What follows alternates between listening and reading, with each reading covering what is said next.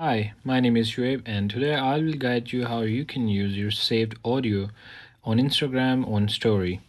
So let's get started. Open your Instagram app, go to the desired music, and click on it. Now hit this option to save the audio. Now, make sure you are on the home screen. Swipe right to open Story section. Select the desired story that you want to use. Now click on the second symbol sticker option. Now select the music sticker to add music.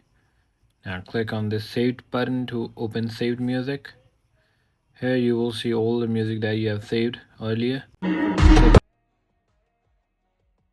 Adjust the music from the timeline to make sure it's perfect as you like. Hit story. As you can see, it's done. Thanks for watching. I hope you liked the video.